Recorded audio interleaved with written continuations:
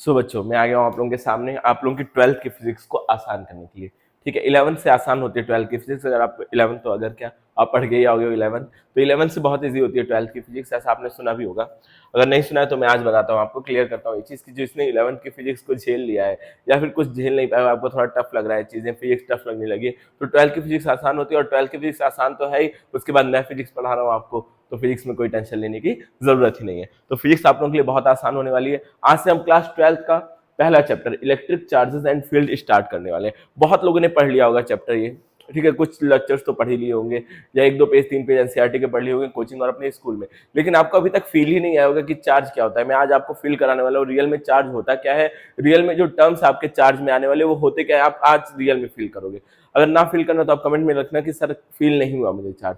आज मैं आप लोगों को चार्ज की पूरी फीलिंग देने वाला हूँ, और आज हम बस खाली चार्ज ही पढ़ेंगे, कुछ भी नई चीजें नहीं, कुछ भी एक्स्ट्रा नहीं, बस खाली हम चार्ज का पूरा ऑपरेशन करेंगे, पूरा पीएचडी कर लेंगे चार्ज के ऊपर। ठीक है, तो ऐसे ही मेरे जो सारे लेक्चर होने वाले हैं, एक एक दो दो टॉपिक पढ़ेंगे, लेकिन उसको इतना डिटेल में पढ़ेंगे कि उससे रिलेटेड अगर कोई क्वेश्चन आपका नीट आईआईटी जेई किसी का भी क्वेश्चन आता है तो आप उसको तुरंत सॉल्व कर लोगे।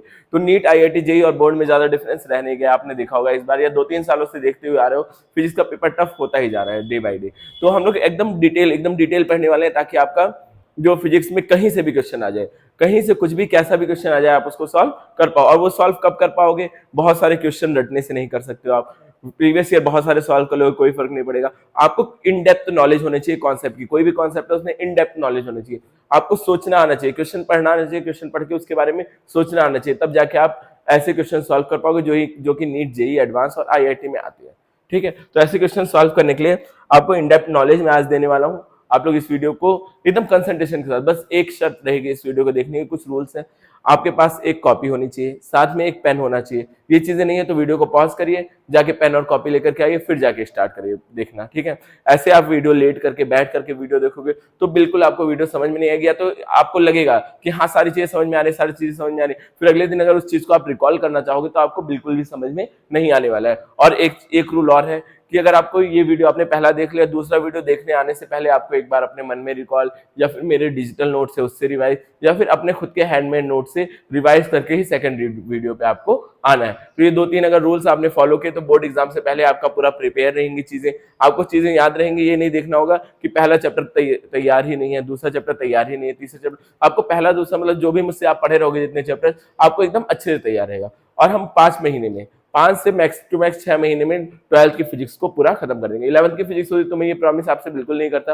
ये 12th की फिजिक्स है, इसके लिए 5 से 6 महीना मोर देन इनफ होता है, और वो भी हम पूरा स्लो स्लो पढ़ेंगे, बहुत क्वेश्चन अच्छे सॉल्व करेंगे, वो एक एक टॉपिक को इन डेप्थ सीखेंगे, तब भी हमारा क्या होगा, 12th का फिजिक्स आसानी से खत्म हो जाएगा। और एक बात और, अगर आपको बेसिक मैथ में दिक्कत है, इंटीग्रेशन, डिफरेंशिएशन, ग्राफ, लॉग, इन चीजों में अगर आपको दिक्कत है तो आप मेरे चैनल पे जाकर के बेसिक मैथ की प्लेलिस्ट को चेक कर सकते हैं, उसमें मैंने वीडियो बना रखे हैं, 5-6 वीडियो आप देख लीजिए, फिर आइए यहाँ पे आराम से 12th की फिजिक्स पढ़ेंगे। कोई जल्दी नहीं है, अगर आपने अभी से वीडियो देखना शुरू किया है तो मतलब आप क्या हो, बहुत ज्यादा अपने पॉइंट ऑफ क्या बोलते हैं उसको, अपने करियर के लिए बहुत ज्यादा सीरियस हो। ठीक है, तो चलिए स्टार्ट करते हैं आज के इस वीडियो को। चलो, तो हम कैसे क्वेश्चन, पहले पढ़ाई कैसे करेंगे ये देखना है। हम पहले सीखेंगे कॉन्सेप्ट, कॉन्सेप्ट के बाद हम एमसीक्यू क्वेश्चंस भी करेंगे। अगर आप कंपटीशन एग्जाम की तैयारी करना चाह रहे हो तो एमसीक्यू, इसमें इस एमसीक्यू में क्या रहेगा, पीवाईक्यूज रहेंगे, किसके, नीट के, जेई मेंस के, रहेंगे, और कुछ क्वेश्चन एडवांस के भी रहेंगे, कुछ क्वेश्चन बच्चों जेई एडवांस के भी रहेंगे। ठीक है, तो एडवांस के क्वेश्चन कराने का ये मकसद है मेरा कि आप लोग क्या करो, एडवांस के क्वेश्चन किए रहोगे तो बोर्ड एग्जाम में भी आपको दिक्कत नहीं आएगी, आप मैक्स टू मैक्स चीजें सॉल्व करके चलो, और मिनिमम वाली चीजें तो आपकी सॉल्व हो ही जाएंगी। और बाकी देखो, और न्यूमेरिकल्स भी कर लेंगे, और शॉर्ट टाइप थ्योरेटिकल क्वेश्चन भी करेंगे जो कि रहेंगे बोर्ड के पीवाईक्यूज। तो ठीक है, आपको इतनी बातें आशा करते हैं समझ में आई होगी। तो आज का हमारा टारगेट क्या है, वन एंड ओनली एक ही चीज हम पढ़ेंगे, क्या पढ़ेंगे बच्चों, चार्ज, इन डेप्थ नॉलेज लेंगे चार्ज की, चार्ज के बारे में पूरा पीएचडी करेंगे। ठीक है, अच्छे से सीखेंगे चार्ज होता क्या चीज है। तो चलिए बिना किसी देरी के हम लोग शुरू करते हैं चार्ज के बारे में पढ़ना। अच्छा ठीक है, चार्ज के बारे में पढ़ने से पहले इसी पे हम बात करते हैं। जैसे चार्ज क्या होता है बच्चों, एक फीलिंग है, एक प्रॉपर्टी है। जैसे मैं आप लोगों से बहुत ज्यादा प्यार करता हूँ, लव क्या है, फीलिंग। क्या आप मुझे क्या मेरे प्यार को आप देख सकते हो, देख नहीं सकते हो ना प्यार को, प्यार नहीं दिखता। वैसे ही चार्ज क्या है, charge is not visible, charge हमें दिखता नहीं है, ठीक है, लेकिन चार्ज क्या होता है, फील होता है। चार्ज दिख नहीं सकता है, चार्ज फील होता है, ठीक है। जैसे फॉर एग्जांपल, अच्छा ठीक है, इसकी एग्जांपल को अभी हम थोड़ी देर के लिए रोक के रखते हैं, बट ये क्या है, चार्ज क्या है, इनविजिबल है, चार्ज हमें दिखता नहीं है। चार्ज होता क्या है, चार्ज किसी भी मैटर की ऐसी प्रॉपर्टी होती है जिसकी वजह से या तो वो किसी बॉडी को अट्रैक्ट करता है या फिर वो अपने ऊपर एक्सपीरियंस करता है किसी फोर्स को। फॉर एग्जाम्पल देखो, property of matter by virtue of which matter applies or experience electromagnetic force। क्या करता है, एक्सपीरियंस करता है या फिर अप्लाई करता है इलेक्ट्रोमैग्नेटिक फोर्स। इलेक्ट्रोमैग्नेटिक फोर्स का मतलब क्या हो गया, इलेक्ट्रिक फोर्स भी हो गया और मैग्नेटिक फोर्स भी हो गया, इन दोनों को मिला के क्या बोलते हैं, इलेक्ट्रोमैग्नेटिक फोर्स। हम पढ़ने वाले हैं जो 12th की फिजिक्स का जो मेजर पोर्शन है वो इलेक्ट्रोमैग्नेटिक ही है, जो आपकी यूनिट है मेन, ठीक है, जो मेजर पोर्शन है 1 2 3 4 5 6 चैप्टर इसी पे बेस्ड है, इलेक्ट्रोमैग्नेटिक फोर्स पे ही, ठीक है। तो property of matter by virtue of जिसकी वजह से वो एक्सपीरियंस या अप्लाई करता है इलेक्ट्रोमैग्नेटिक फोर्स को। फॉर एग्जाम्पल, मैं बहुत अच्छा आदमी हूँ, मैं अगर अच्छा आदमी हूँ तो उसकी वजह से मैं लोगों की क्या करूंगा, हेल्प करूंगा, हेल्प लोगों की करता हुआ दिखेगा, लेकिन मैं अच्छा आदमी हूँ वो क्या है, एक फीलिंग है। वैसे चार्ज क्या है, एक फीलिंग है, जिसकी वजह से क्या होता है, जो मैटर है वो अप्लाई करता है या फिर एक्सपीरियंस करता है इलेक्ट्रोमैग्नेटिक फोर्स को। आई होप समझ में आए होंगे ये चीजें, इतने एग्जाम्पल तो काफी है आपके लिए। अब थोड़ा सा और आगे बढ़ते हैं। अब देखो, जैसे मास एक होता है, मास क्या है, मैटर की ऐसी क्वालिटी जिसके वजह से वो क्या करेगा, एक्सपीरियंस करेगा ग्रेविटेशनल फोर्स, ठीक है। जैसे चार्ज क्या है, किसी मैटर की ऐसी प्रॉपर्टी जिसकी वजह से वो इलेक्ट्रोमैग्नेटिक फोर्स एक्सपीरियंस या फिर अप्लाई करता है। वैसे ही मास क्या है, मास एक वो है, हाँ देखिए, quantity of matter contain in a body is called मास होता है। और मास एक ऐसी प्रॉपर्टी है जिसकी वजह से वो अप्लाई या फिर एक्सपीरियंस करता है ग्रेविटेशनल फोर्स को। ग्रेविटेशनल फोर्स का आपने फॉर्मूला पढ़ा होगा, G m1m2/r²। अगर जिस बॉडी के पास मास ही नहीं है, क्या वो ग्रेविटेशनल फोर्स को फील कर सकता है, नहीं कर सकता ना। उसी तरह अगर किसी बॉडी के पास चार्ज नहीं है तो वो इलेक्ट्रोमैग्नेटिक फोर्स को फील नहीं कर पाएगा। तो मतलब चार्ज किस लिए यूज होता है, चार्ज एक ऐसी प्रॉपर्टी है जिसकी वजह से इलेक्ट्रोमैग्नेटिक फोर्स जो भी बॉडी है वो फील या फिर अप्लाई करती है। ऐसे ही मास ऐसी प्रॉपर्टी है जिसकी वजह से बॉडी ग्रेविटेशनल फोर्स को फील या फिर अप्लाई कर पाती है, ठीक है। हर एक बॉडी ग्रेविटेशनल फोर्स को फील या फिर अप्लाई करती है। जैसे मैं भी अप्लाई कर रहा हूँ ग्रेविटेशनल फोर्स, आपने पढ़ा होगा 11th क्लास में ये चीजें, 11th एंड 9th दोनों में पढ़ रखा होगा, ठीक है बच्चों। ये चीज थी, ये मास से रिलेट करके बताना, तो कोई मास का इससे लेना देना नहीं है। और बाकी अब देखो, इलेक्ट्रिक फील्ड एंड चार्ज, अब ये चीज थोड़ी सी इंपॉर्टेंट है, आप लोग जो पढ़ने वाले हो सभी ही पढ़ने वाले हो। मैं थोड़ा सा टेबल एक बनाऊंगा, चार्ज एंड क्वालिटी, इंसर्ट करते हैं इस टेबल को। अब इस टेबल को देखना, इस टेबल में पूरा का पूरा सारांश छुपा हुआ है। इस टेबल को मैं थोड़ा बड़ा करना चाहता हूँ, इसका एक ही क्यों सेलेक्ट हुआ पूरा, ये नौटंकी मुझसे बर्दाश्त नहीं होती है, मैं नए पेज में करूँगा ये चीज़ें। टेबल आ जा भाई, 4x5 का, इसको वापस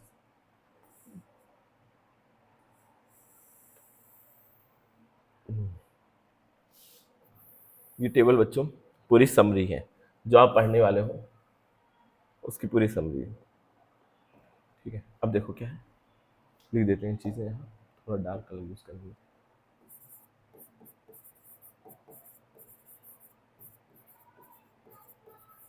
स्टेट ऑफ चार्ज, ठीक है।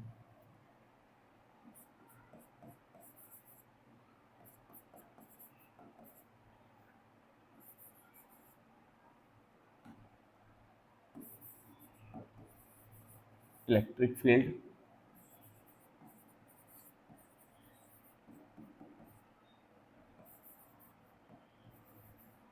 मैग्नेटिक फील्ड और EM वेव्स, ठीक है। स्टेट ऑफ चार्ज, या तो चार्ज रेस्ट पे हो सकता है या फिर चार्ज मूविंग विथ कांस्टेंट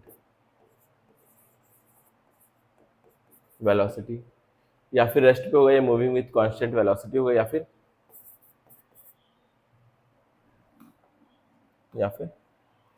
अरे क्यों हो रहा है ऐसा, या फिर एक्सेलरेटेड होगा। यही तीन चीजें होंगी। अगर चार्ज कोई रेस्ट पे है बच्चों, अगर चार्ज क्या है, रुका हुआ है, स्टैटिक पोजीशन पे है, तो वो क्या इफेक्ट शो करता है, इलेक्ट्रिक फील्ड शो करता है, मैग्नेटिक फील्ड नहीं शो करता है, ईएम वेव्स भी नहीं शो करता है। अब क्या होता है मैग्नेटिक फील्ड, क्या होता है ईएम वेव्स, हम आगे पढ़ेंगे। इलेक्ट्रिक फील्ड भी क्या होता है ये भी आगे पढ़ेंगे, बाकी आपने इलेक्ट्रिक फील्ड के बारे में क्लास 10th में भी पढ़ा होगा। अगर चार्ज कांस्टेंट वेलोसिटी से मूव कर रहा है तो वो इलेक्ट्रिक फील्ड शो करेगा ही करेगा, और मैग्नेटिक फील्ड भी शो करेगा, और ईएम वेव्स लेकिन शो नहीं करेगा। अगर एक्सेलरेटेड है, एक्सेलरेटेड क्या मतलब है, हर एक टाइम पे, हर एक क्षण में उसकी स्पीड बढ़ती जा रही है, एक्सेलरेटेड है, तो वो क्या फील करेगा बच्चों, इलेक्ट्रिक फील्ड भी इफेक्ट शो करेगा, मैग्नेटिक इफेक्ट भी शो करेगा, और ईएम वेव्स भी शो करेगा। ठीक है, एक ब्लॉक एक्स्ट्रा बन गया, कोई दिक्कत नहीं है। ठीक है, समझ में आया? समझाने के क्या मतलब है मेरा, अगर चार्ज रुका हुआ है तो बस खाली वो इलेक्ट्रिक फील्ड शो करेगा, मैग्नेटिक फील्ड और ईएम वेव्स नहीं शो करेगा। अगर चार्ज कांस्टेंट वेलोसिटी से मूव कर रहा है तो इलेक्ट्रिक फील्ड, मैग्नेटिक फील्ड, लेकिन ईएम वेव नहीं शो करेगा। अगर एक्सेलरेटेड है तो तीनों चीजें शो करेगा। अब देखो पहली जो यूनिट है, जो यूनिट 1 है हमारी, ठीक है बच्चों, जो यूनिट 1 है उसमें दो चैप्टर आते हैं, एक आता है वो इलेक्ट्रिक फील्ड एंड चार्जेस, और एक आता है electric static potential and capacitance. उसमें क्या हम पढ़ते हैं, रेस्ट में, चार्ज को रेस्ट में, जो रेस्ट की प्रॉपर्टी होती है उसके बारे में पढ़ते हैं, इसीलिए उसको क्या बोलते हैं हम लोग, इसीलिए उस यूनिट को बोलते हैं इलेक्ट्रोस्टैट्स। जो पहली यूनिट है उसको क्या बोलते हैं,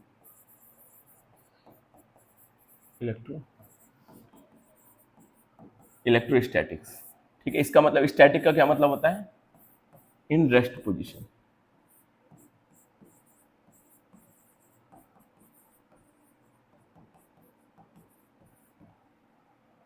ठीक है, रेस्ट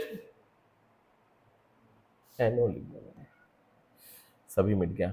स्टैटिक का मतलब होता है रेस्ट। ठीक है, स्टैटिक का मतलब होता है रेस्ट। तो पहली यूनिट में हम क्या पढ़ेंगे, चार्ज इन रेस्ट।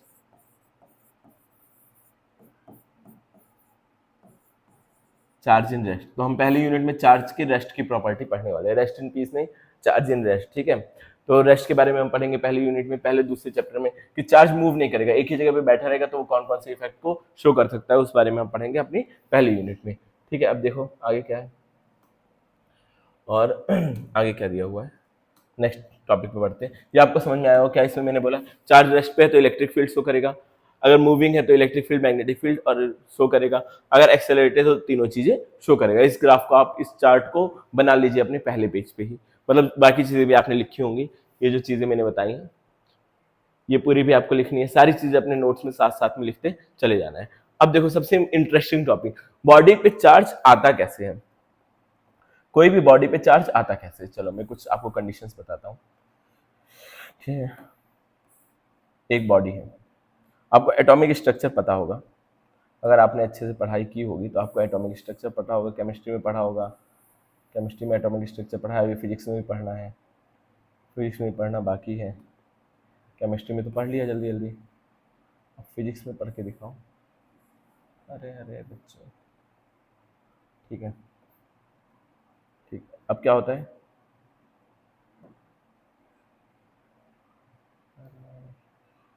यहाँ पे एक होता है छोटा सा न्यूक्लियस,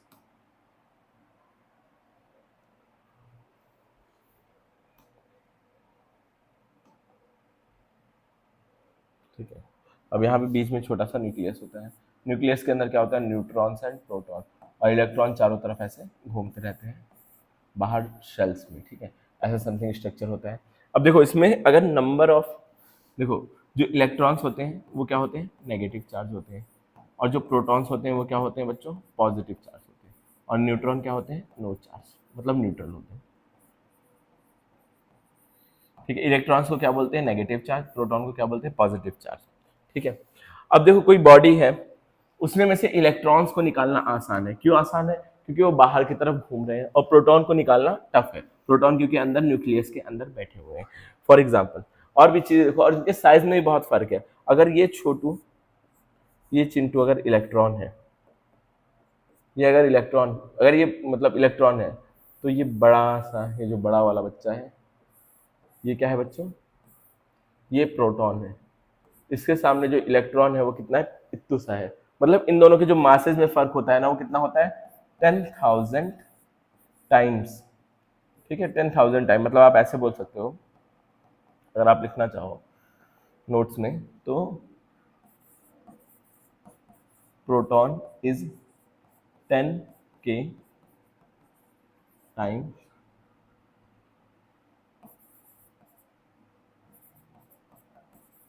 हैवियर देन इलेक्ट्रॉन। क्या होता है, जो प्रोटॉन है वो 10,000 गुना ज्यादा बड़ा होता है प्रोटॉन, मतलब जो प्रोटॉन है वो इलेक्ट्रॉन से 10,000 गुना ज्यादा बड़ा होता है। ठीक है, ये बात तो हो गई। इसको आप लिखना चाहो तो लिख लो, ये फोटो वोटो मत बनाना। ठीक है, और अब मैं क्या बताने जा रहा था आपको कि किसी बॉडी पे चार्ज कैसे आता है। तो अच्छा, अगर मैं इस बुलाऊं आपको कि जाके इलेक्ट्रॉन ले आओ, तो क्या करोगे आप? जल्दी से जाके इसको उठाओ के ले आओगे, अपने हाथ से उठा करके ला सकते हो इलेक्ट्रॉन को। लेकिन अगर मैं बोलूं प्रोटॉन लेकर के आओ, एक तो प्रोटॉन को लाने के लिए आपको इतना ज्यादा अंदर जाना पड़ेगा, प्रोटॉन को लाने के लिए एक तो इतना ज्यादा अंदर जाना पड़ेगा, और ये भारी भरकम सा मोटा सा आदमी है, इसको क्या खींच करके ला पाओगे? नहीं ला पाओगे। तो दोनों चीजें, एक तो अंदर जाना पड़ेगा बहुत ज्यादा, ये क्या बोलते हैं इसको बहुत ही स्ट्रॉन्ग न्यूक्लियस फोर्स से बंधा हुआ है अंदर की तरफ, और इसको अंदर से लाना है, और एक तो ये बहुत भारी भरकम भी है, मोटा सा भी है। तो दोनों कंडीशन क्या कह रही है कि प्रोटॉन को लाना आसान नहीं है, इलेक्ट्रॉन को बाहर ले आओ, इलेक्ट्रॉन को अंदर ले आओ भाई, प्रोटॉन हमारे बस की बात नहीं है।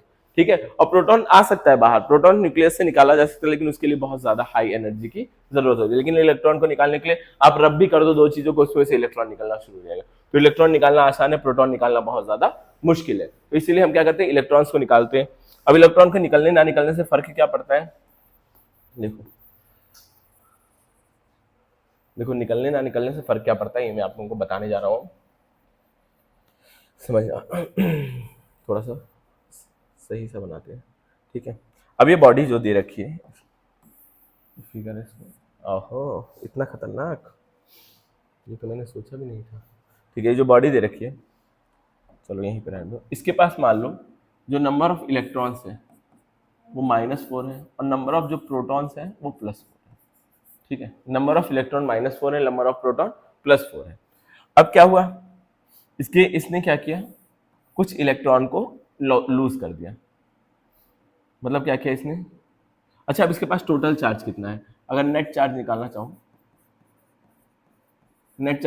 तो क्या होगा? -4 +4 which is 0।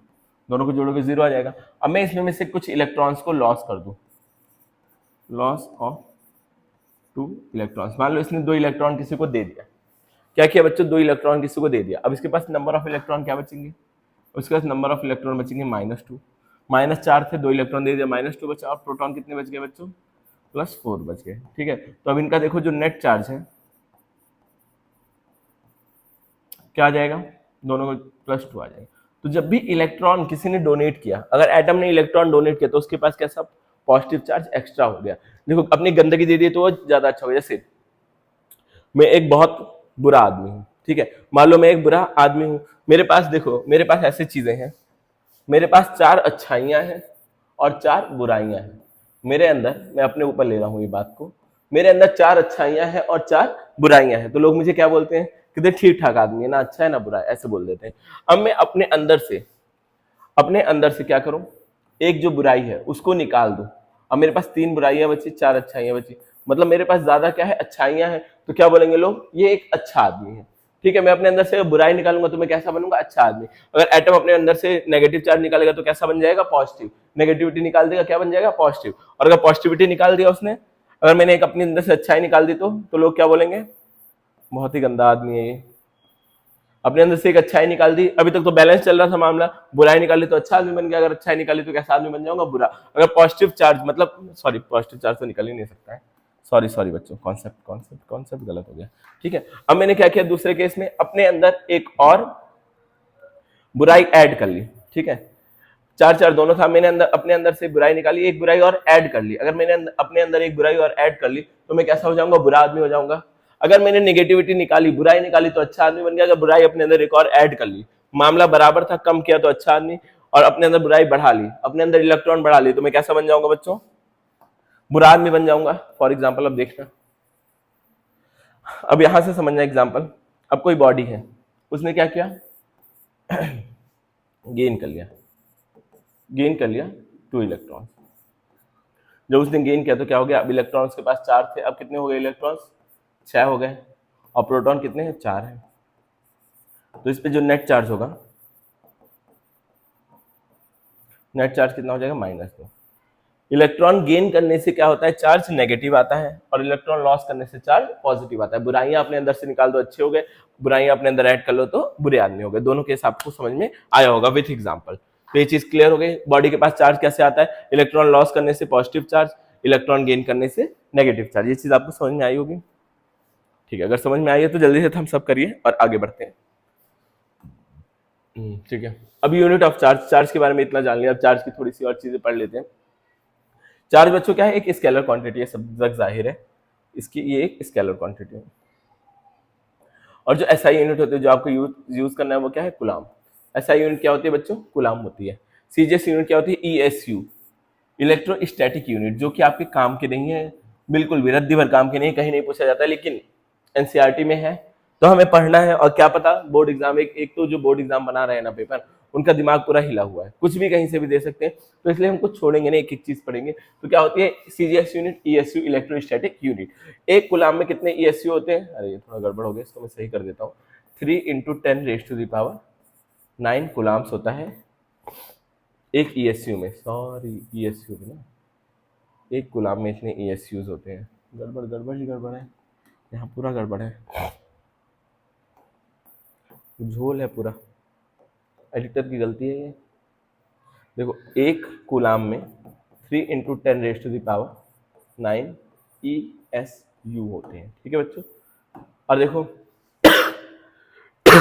Sorry, practical unit जो कि हम प्रैक्टिकली यूज करते हैं वो क्या होते हैं, इलेक्ट्रोमैग्नेटिक यूनिट, जिसको EMU बोलते हैं। तो एक कुलाम में 1/10 EMU होते हैं, मतलब EMU कुलाम से बड़ी यूनिट है, इसलिए प्रैक्टिकल यूनिट है। जब भी आप रिसर्च वगैरह करोगे तो कौन सी यूनिट यूज करोगे, EMU, ठीक है। कुलाम नहीं यूज करते हो, कुलाम ऐसा यूनिट है, लेकिन आप यूज प्रैक्टिकल यूनिट क्या करते हो, EMU, ठीक है। अब आगे देखते हैं स्मॉलेस्ट यूनिट क्या है, फ्रैंकलाइन। फ्रैंकलाइन क्या है, एक स्मॉलेस्ट सबसे छोटी यूनिट चार्ज की। और लार्जेस्ट यूनिट है फैराडे। एक फैराडे, 1 फैराडे में 96500 कुलाम्स होते हैं, मतलब बहुत बड़ी यूनिट है, ये समझ लो मोटा मोटा हिसाब। तो ये चीज समझ में आई होगी। स्क्रीन पे जितनी इन्फॉर्मेशन है उसको आप जल्दी से पॉज करके नोट करिए, बहुत ही ज्यादा काम की चीजें होने वाली है। अब आगे बढ़ जाते हैं हम लोग। टाइप ऑफ चार्ज, कितने टाइप के चार्ज होते हैं, बचपन से पढ़ते आ रहे हो, ये चीजें तो पढ़ाने वाली भी नहीं है, मुझे पढ़ाते हुए भी बुरा लग रहा है। क्या चार्ज 3 टाइप के होते हैं, हाँ सर हमें तो 3 ही पढ़ाया गया था। अब 3 कॉलम बने तो 3 ही होंगी, जाहिर सी बात है। लेकिन चार्ज क्या होते हैं बच्चों, 2।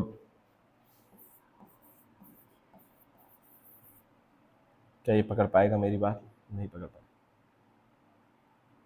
चार्ज पकड़ लिया, 2 टाइप के होते हैं, एक होता है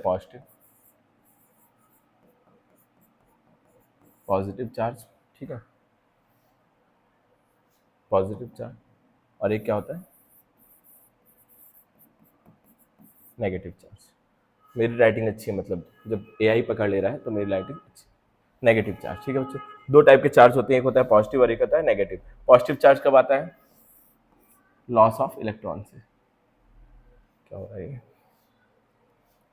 पॉजिटिव चार्ज कब आता है, लॉस ऑफ इलेक्ट्रॉन से। और नेगेटिव चार्ज कब आता है, गेन ऑफ।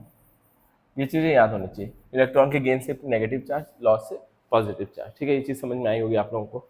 और थोड़ा आगे बढ़ते हैं, 2 टाइप के चार्ज, एक पॉजिटिव एक नेगेटिव। अब अगर बॉडी में number of proton, number of positive charge और नंबर ऑफ नेगेटिव चार्ज बराबर है तो ये न्यूट्रल बॉडी होती है। न्यूट्रल कोई टाइप नहीं है चार्ज का, समझ में आ रहा है। कुछ लोगों ने पता होगा कि न्यूट्रल भी एक चार्ज होता है, नो चार्ज, जीरो चार्ज भी टाइप होता है। टाइप 2 ही होते हैं, नेगेटिव और पॉजिटिव चार्ज। अगर दोनों बराबर है तो चार्ज ही नहीं है, फीलिंग ही नहीं, आदमी मर गया तो ना वो अच्छा ना वो बुरा।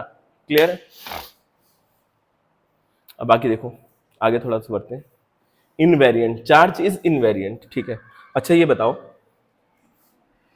मास, लेंथ, ये सब क्या चीजें किसी चीज पे डिपेंड करती हैं, क्या ये चेंज हो सकती हैं, क्या किसी बॉडी का मास चेंज होता है, क्या किसी बॉडी की लेंथ चेंज होती है। मास और लेंथ किसी चीज पे डिपेंड करता है, मास और लेंथ किसी चीज पे डिपेंड करता है। टाइम भी ले लो, सबसे इंडिपेंडेंट चीज तो आप लोगों ने आज तक टाइम पढ़ी हो, क्या मास, लेंथ और टाइम किसी चीज पे डिपेंड करता है। तो मन में आपके क्या आएगा कि नहीं सर ये मास और टाइम और लेंथ तो डिपेंड नहीं करती किसी चीज पे।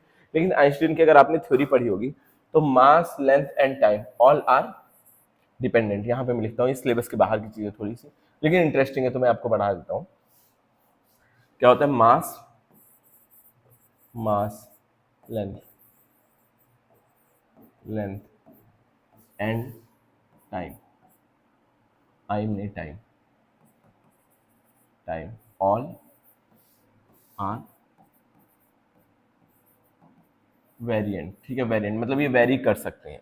वेरिएंट का मतलब क्या है, वेरी करना, वेरी करने का मतलब चेंज होना, ठीक है। जैसे मास, अगर कोई बॉडी बहुत तेजी से दौड़ रही है तो उसका जो मास चेंज होता है वो होता है m0, am not original mass है under root 1 minus C square upon V square. ये होता है मास में चेंज। सी क्या है, स्पीड ऑफ लाइट, वी क्या है, वेलोसिटी। जो ऑब्जेक्ट है तेजी से भाग रहा है, कोई बॉडी तेजी से भागेगी तो उसका मास क्या होगा, इंक्रीज हो जाएगा। ठीक है, बहुत तेजी से, ये छोटी मोटी तेजी से नहीं कि मैं रन करना शुरू कर दूं, भागना शुरू कर दूं तो मेरा मास बढ़ जाएगा, नहीं बढ़ेगा बच्चों। मास कैसे बढ़ेगा, बहुत तेजी से भाग रही है। किससे कंपैरिजन कर रखा है, स्पीड ऑफ लाइट से कंपैरिजन कर रखा है।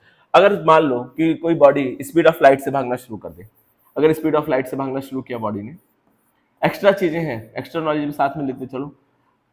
स्क्वायर अपॉन सी स्क्वायर हो जाएगा, वेलोसिटी बॉडी की क्या हो जाएगी, सी स्क्वायर, तो उसका ये 1 हो जाएगा, 1 माइनस 1 जीरो होता है, तो ये बनेगा आगे आकर के m is equal to M not upon zero.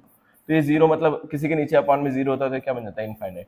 तो इनफाइनाइटली हैवी हो जाएगी बॉडी। अगर कोई बॉडी लाइट की स्पीड से भागना शुरू कर दे तो उसका मास इतना ज्यादा बढ़ जाएगा कि वो इनफाइनाइट पहुंच जाएगा। ठीक है, समझ में आ रहा है। लाइट की स्पीड मैंने किया, सी से सी कट गया, 1 हुआ, 1 minus 1 zero, under root zero की वैल्यू जीरो होती है, तो ये क्या हो जाएगा, मास इनफाइनाइट हो जाएगा।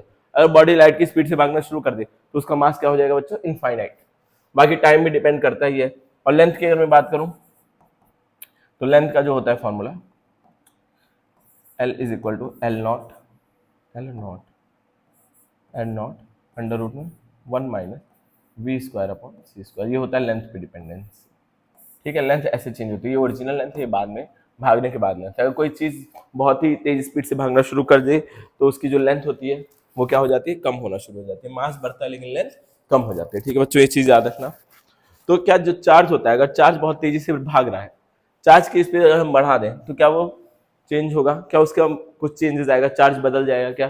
पहले 2 चार्ज थे किसी बॉडी पे, उसको तेजी से भगा दिया जाए तो चार्ज 3 हो जाएगा, ऐसा नहीं होगा ना, बीच में इलेक्ट्रॉन गिराएगा या उठाएगा नहीं ना। तो चार्ज इनवेरिएंट होता है, charge does not depend on speed और एनीथिंग। ऐसे लिख लो, charge is in invariant, it does not depend on any physical quantity. ठीक है, किसी भी फिजिकल क्वांटिटी पे डिपेंड नहीं करता है। ठीक है, समझ में आ रहा होगा बच्चों। चार्ज क्या है, इनवेरिएंट है, ये किसी भी फिजिकल क्वांटिटी पे डिपेंड नहीं करता है, चार्ज चेंज नहीं होगा। लेकिन एक टर्म है स्पेसिफिक चार्ज, एक टर्म है बच्चों क्या, स्पेसिफिक चार्ज। अगले स्पेसिफिक चार्ज, ठीक है, ये चीज आपके सिलेबस में नहीं है, मैं इस पर क्रॉस बना देता हूँ। अगर आपको नोट्स मिलेगा तो ये रटने की जरूरत नहीं है। ठीक है, फॉर्मूले रटने की जरूरत नहीं है। वैसे भी आप लोगों की लाइफ में बहुत सी दिक्कतें हैं, तो मैं एक दिक्कत और बढ़ाना नहीं चाहता। स्पेसिफिक चार्ज बच्चों क्या होता है, हाँ रेड कलर, रेड कलर को जल्दी से भगाओ मेरी आंखों के सामने से। ठीक है, देखो स्पेसिफिक जो चार्ज होता है, स्पेसिफिक चार्ज होता है उसका मतलब होता है चार्ज अपॉन मास। क्या होता है, charge upon mass, Q by M इसको बोलते हैं, क्यू बाई एम भी बोलते हैं। ठीक है, चार्ज अपॉन मास इसी को बोलते हैं स्पेसिफिक चार्ज। तो जो स्पेसिफिक चार्ज है वो क्या है, वेरिएंट है, क्योंकि मास जो है वो वेरिएंट है। अगर कोई बॉडी तेजी से भागेगी उसका मास बढ़ेगा, मास बढ़ेगा तो स्पेसिफिक चार्ज क्या हो जाएगा, कम हो जाएगा। स्पेसिफिक चार्ज क्या होता है, charge on a body, total charge on a body upon mass, उसी को बोलते हैं स्पेसिफिक चार्ज।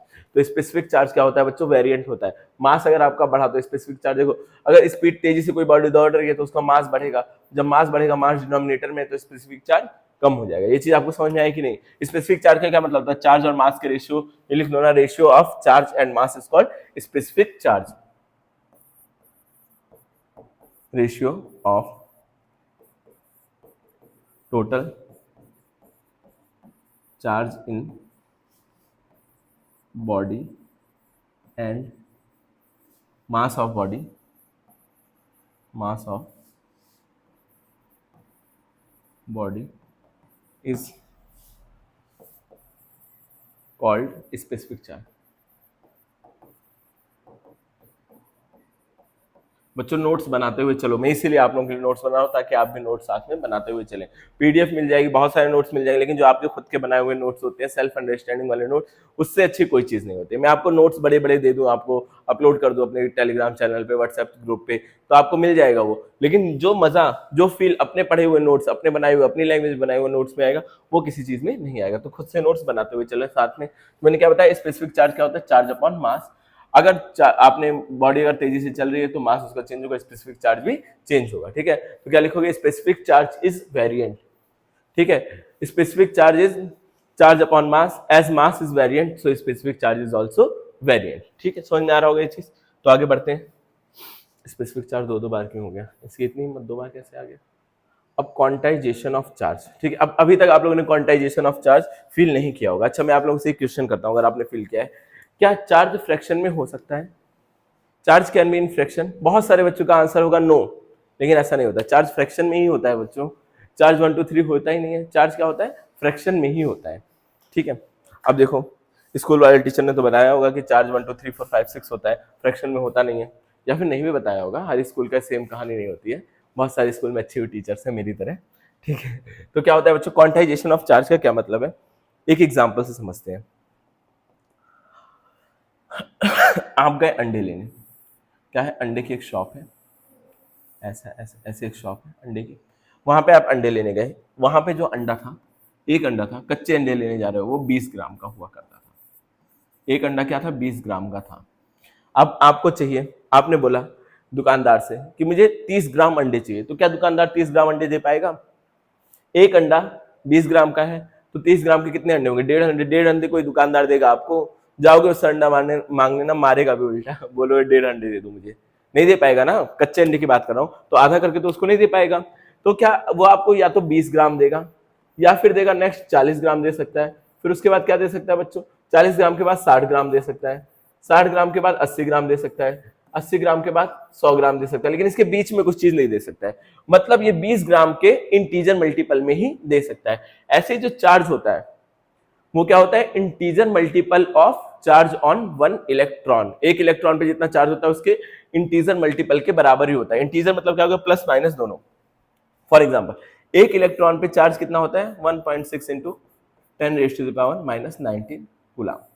तो दो कूलाम क्यों नहीं होता है, कूलाम सी से होता है। सर इतना नहीं पता है आपको, हमें पढ़ाने आए हैं। ठीक है, इलेक्ट्रॉन क्या होता है बच्चों, इलेक्ट्रॉन पे चार्ज 1.6 इंटू 10⁻19।